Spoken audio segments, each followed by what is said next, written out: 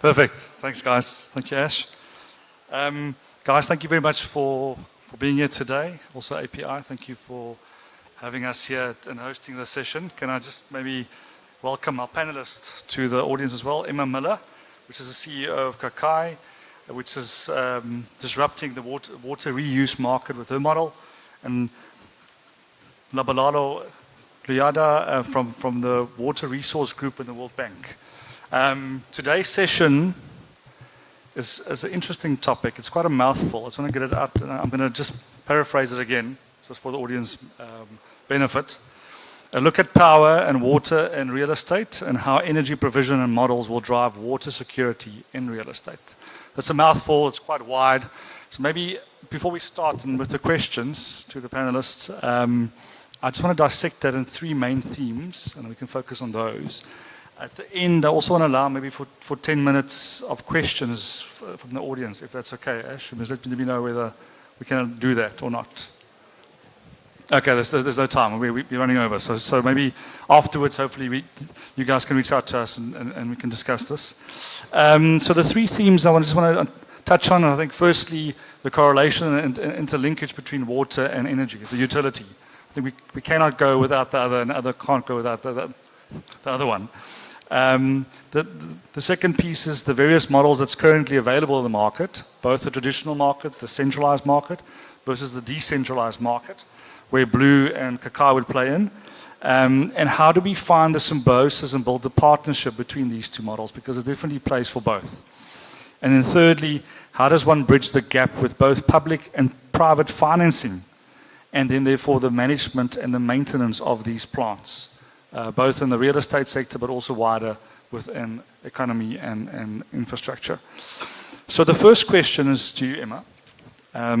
Thanks for being here again, and we joined the session at Zim. It's nice to see you again. Given your technology of Kakai, just maybe give the audience a sense of what benefits, both financially and environmentally, your business model and disruption has to a client, specifically in the real estate. And then also talk about the seamless or the effort that goes into the management and the operation of these plants. Thank you. Thank you, everybody. So I'm founder of Kakai, and we launched, just a little bit of background, we launched about 5 years ago here in South Africa, and we're catering for the Southern African market.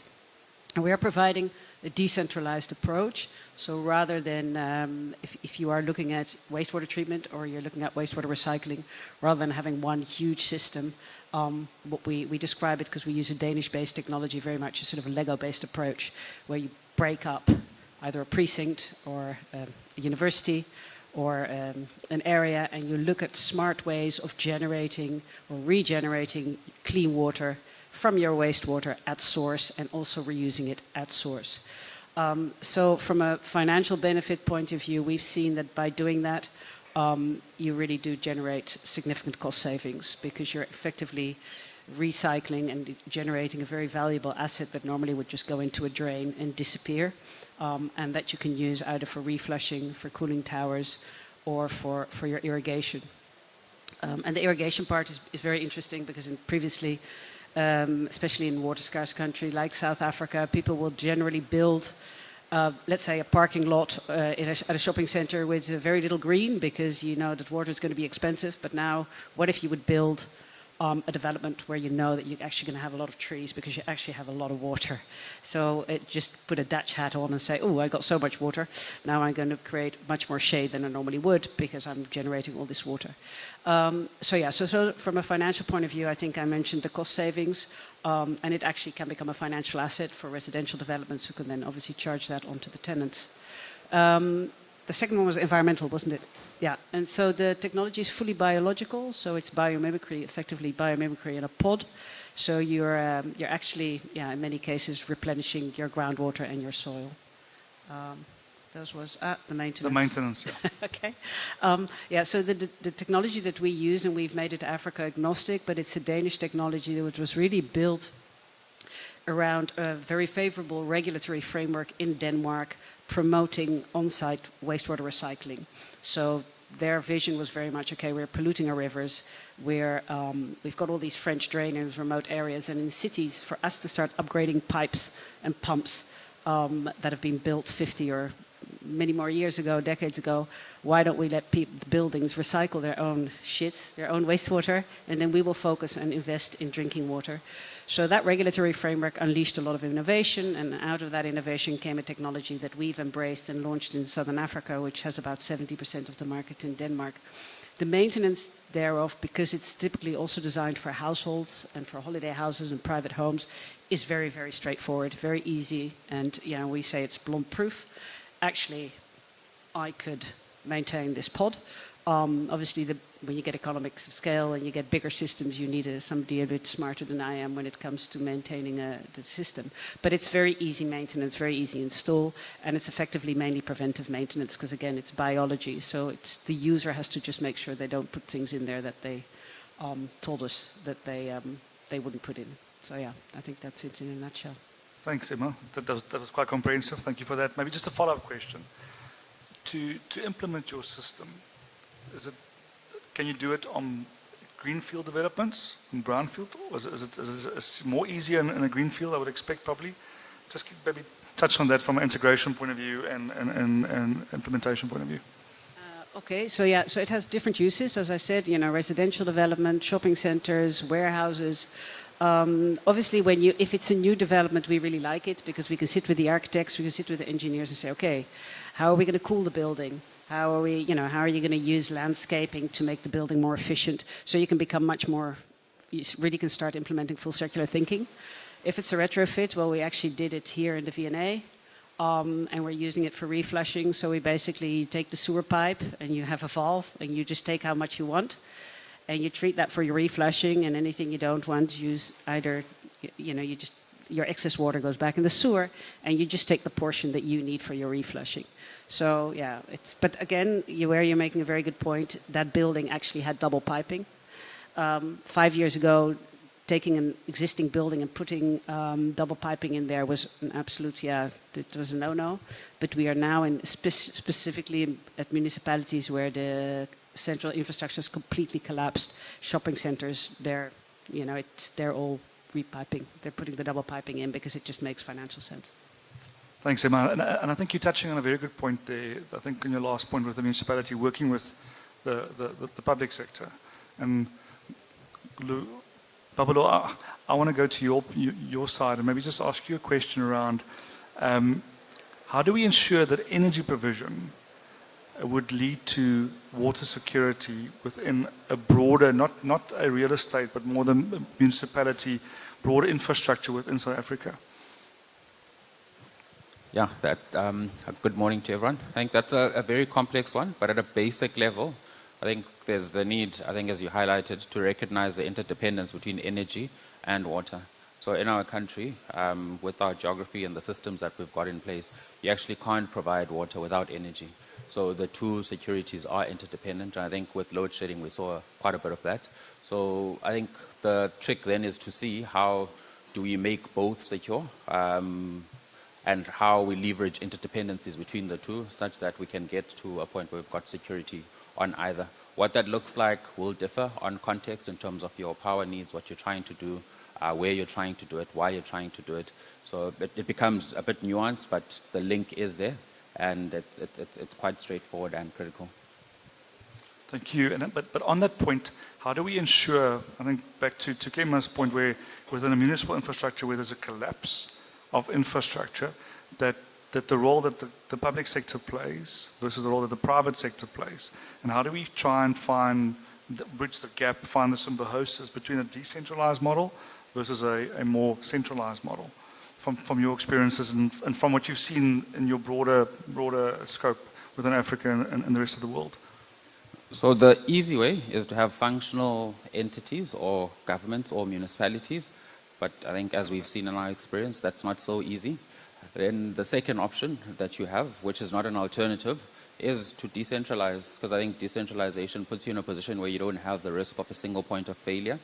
And in instances where the capital isn't there on the part of the state to do particular things, through decentralization, which has a lower capital capex input, you can bring in a level of resilience and sustainability. So I think the solutions that the emirs of the world are working on are quite critical from a perspective of ensuring sustainability, because it lowers the burden that's required on the state in terms of the actual investment, but also you've diversified who is responsible for this infrastructure, and therefore if one doesn't work, everything doesn't need to collapse. I think on the country and the continent, we've seen the implications of governments not necessarily functioning as they ought to, and the implications that that has had on the provision of both energy and water and sanitation infrastructure.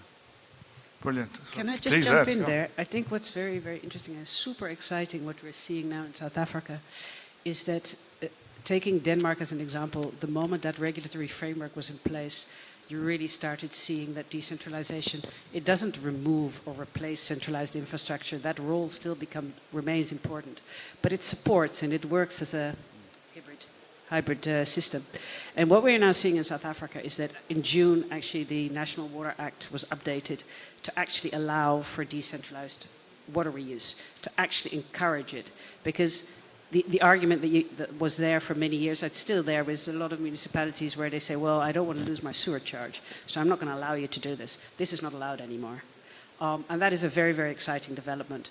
And the argument actually gets wiped off the table when you say to that municipality, okay, what is it going to cost you, CapEx-wise, to upgrade your sewer system and to make sure that it actually works, is compliant, and what is the timeline that it's going to take for you to upgrade that?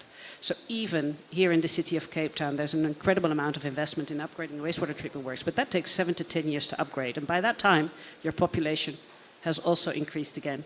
So having now bridging that gap between decentralized and centralized, where they're supporting each other, is actually something that is really now happening here in South Africa. And then the second thing is that we've actually, through development agencies, and I'm sure the World Bank is also probably part of some of these programs, but we've worked through the Development Bank of South Africa. They have what's called the Water Partnership Office, and they actually come in and assist us when there are municipalities that just don't know how to deal with a Kakai and a developer that says, look, I've got the sewage coming out of a manhole in front of my McDonald's and I need approval and not getting that approval. And then a Water Partnership Office steps in and assists on the funding side, on the capacity side, on technical expertise. And that's something that that's really very exciting. Thanks for that, Emma. Thanks, Lubalo. I think for me, both you guys touching on a very good point, and that's the trust deficit that has been formed, unfortunately, given the poor maintenance in infrastructure, water and energy. Specifically, we all know it. We've gone through it. We lived it. We live it every day sometimes. But I think what you've just highlighted, is around that that is being acknowledged. I think that's the first thing to solve a problem. And then from there, you find the solution. So I believe that's probably the way I've seen it after your comment. I always thought there was two parties, private and public, but you have this mediator, this agency that would assist, and that's where the World Bank comes in to step in. So maybe just let's touch on this trust deficit, because trust deficits from a funding point of view, unfortunately, leads to a risk premium in financing these things, these initiatives. So what do you guys think from your point of view and your experience specifically? What's the problem with the financing? Is there a lack of financing? Is it a trust issue? Or is there a bridge that we need to create to obviously support these decentralized solutions? Yeah, I think it's a bit of everything. But to your point, I think the trust deficit is massive, and there's active work that we're trying to do in that regard. So there's something that the department has asked us to help them with, which is the platform for Water Secure Gauteng. The projections are that Gauteng faces a 10% water supply deficit because of delays in the Lesotho Highlands, and the platform for Water Secure eThekwini, similar story. They're looking at about an 8% supply deficit. And the point of these multi-stakeholder platforms, it's civil society, it's business, it's government, it's academia, is to build trust within these stakeholders and have everyone bring what they can to the table and have everyone do what they can to improve status quo. Because in the absence of that trust, there isn't going to be investment. And that mistrust is not only perception, sometimes it's real. And as you said, right, the mistrust is priced for. We look at creditworthiness isn't necessarily about mistrust, but when you've got an entity where you're not sure that they're gonna bill appropriately, you're gonna have a cost-reflective tariff, it's gonna be run efficiently, you've got a price for that. And in our context, we've got to balance cost reflectivity with affordability.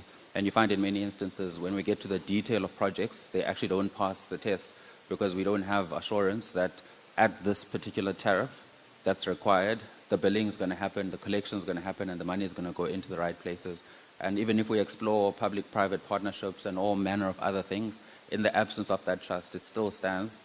Will the government honor their commitment? And what's been encouraging is that the government has come to us and said, right, we realize that the government can't do it alone. How does the World Bank assist us to rebuild trust and to increase private sector participation in the provision of network infrastructure? Obviously looking at water and sanitation in my instance. And a lot of exciting work is happening in that realm. And the government's also been open to saying, how do we change regulation and legislation to allow for increased private sector participation? And again, in our context, we've got to be careful, right? Increased private sector participation is not privatization. Yeah. People conveniently conflate the two. Those two aren't the same thing. So exciting changes in the pipeline, ironically, or no pun intended, especially for water. I think, again, we've got something coming up where there's going to be licensing, which will allow developers to be their own providers of water. But in that, we've got to have certain securities and assurances in terms of the quality that will be provided, ensuring jobs are protected, standards are observed, et cetera, But as you put it, the base or the basis of it all is trust from all stakeholders, because without that, we're not going to move forward. Emma, you want to add? I don't know if you... I think for me, your point around the policy, I think even though we've gone through a difficult period of time in South Africa specifically, but I think there's definitely acknowledgement from our public sector, and there's policy changes that shows to signs or things that will improve in the future by bringing in the private sector, not privatizing it, but private participation into these programs. And I think we hope and we believe as Africans and Africans that we will see the fruits of that in the near future. Maybe just one last question, and it's to both of you. Let's get it here, sorry, apologies. Is there any success? So if we get this right, what can we look forward to? Obviously, I think the obvious questions or answers are there. Obviously, there's a usage of, or there's the supply of power is there, the water supply is there. But what are the intangible things that we can look forward to if we get this trust deficit reduced and improved? Okay, I think I'm going to shoot that question back to you because we are watching very closely the blue energies of this world, where we are now on the cusp of beginning to offer really exciting water as a service models to clients, where the developers don't pay the capex up front and basically don't carry the risk, and they pay a monthly tariff, and literally their shit is my shit. So that's very much the same as we've seen in solar financing, which is quite mature, that market, and we are seeing a lot of investment interest in backing these WAS solutions. We're seeing developers really jumping on that bandwagon, and maybe you could elaborate a little bit more on how you see that working with the experience that Blue Energy has providing these turnkey solutions that are fully funded. Like your mirroring technique there, Emma. Thank you. Guys, so I think from Blue's point of view, I think there's a great opportunity in the renewable space. The market is significant, the energy space, utility space. And what Blue with our partners, Gaia, I forgot to mention, Mich unfortunately can't make it, he's the chairman of Gaia. They've brought the private sector into financing these solutions. And the opportunity is vast, not just from providing stability of supply, cost saving to our clients, but creating embedded and decentralized networks within our nodes that we are developing. Obviously, it does help with the public sector, Eskom specifically, where we're reducing the burden on them, and they can supply particular high users, mines, etc., at night, for example, with our battery solutions. So that I think will stabilize the utility. I think secondly, the networking, the metering is a massive opportunity around the metering. We're going to see that we can obviously, to your point earlier, that what we measure is correct. I think there's a big theme around data in this conference today that plays a critical part. And then I think the next themes that we're going to look forward to is e-mobility and data centers. Once again, also on a modularized level where the impact of implementing that into this market in Africa specifically is significant. So I think there's a lot of things to look forward to. I just want to thank our panelists for your time and your insights that you guys have given on this particular topic, especially being at a real estate conference where utilities and infrastructure is maybe not the biggest theme, but I think it definitely has a part to play. So maybe just a round of applause for them. Thanks.